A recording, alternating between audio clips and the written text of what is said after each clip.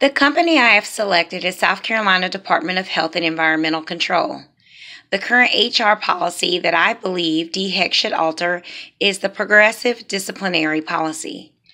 When applying Kotter's 8 steps of change management to the HR situation I've selected to change, I will address each step and share the action plan developed for each step. The first step is to create a sense of urgency. During this step, it is vital that DHEC employees are made aware of why the change needs to take place. The information can be communicated through an agency email, and with the number of employees employed by DHEC, this will be the most logical way to communicate the information. This email will outline the current disciplinary policy, and how it's not clear and easy to understand, hence the reason for the changes. The new policy will be a step-by-step process that makes it easy for managers to follow when employees are requiring disciplinary action. The importance of the change is to ensure consistency across the board, and this will be accomplished by the newly implemented policy. It should be explained in the email that there are no potential threats for the employees and managers. Will definitely be supported by the HR department during the process when using the new policy. It will also be explained that DHEC feels that the new policy is the best solution to the current problems that managers were expressing they had with the policy. The second step is to create and guide, create a guiding coalition. A team of human resource specialists, managers, and department leads, and those working at different DHEC sites across the agency will be formed, and that will assist with the writing and implementation of the new policy. Their main job will be to manage all efforts and to reassure staff to work together and take a positive attitude towards the new policy. Next is creating a vision for change. So the vision for changes is simply for managers to have a clear direction when having to use the progressive disciplinary policy to address any performance issues or breaks in policy.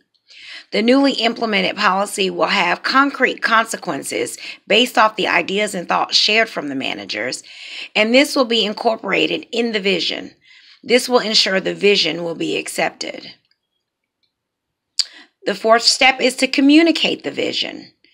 In order for DHEC employees to support and accept the new policy, the new vision will have to be communicated. This will be done during the town hall meetings. These are meetings that are held quarterly by the agency leads, and the entire agency is invited to attend.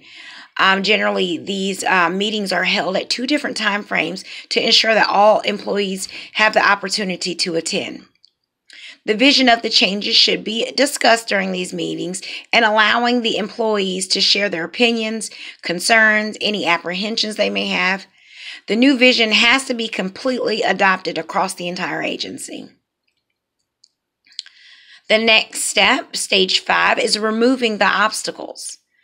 Before the change will be accepted across the agency, all problems that could challenge the vision must be addressed. This process can be done simply by discussion with the management team. It would be clear during those conversations those that may resist the change. And to address the obstacles that may present, it would help to try to incorporate and implement some of the ideas of those managers who are not supporting the vision. Step 6 is short-term wins. The short-term goals will consist of employees just having clear awareness of what's going on. Once the objectives are met, the staff will be enthused to develop the change. It's important to acknowledge and reward those employees who work closely and work directly, who were directly involved in the change process. And these can be those members that were part of the coalition, the group of managers, team leads that were part of the change and implementing the change and writing the new policy. Step 7 is to consolidate improvements. It is vital that DHEC continues to look for ways to improve the policy. By doing so, they can request feedback on how the new policy is working and make changes as deemed necessary. And finally, step 8 is anchor the changes.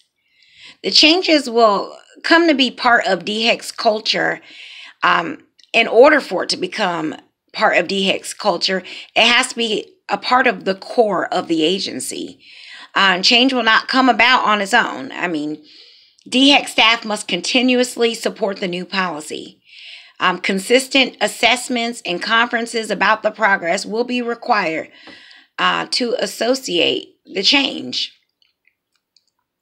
So with DHEC's current HR policy and implementing the new changes for it, using Kotter's 8 steps of change management will definitely ensure the success of the implemented change.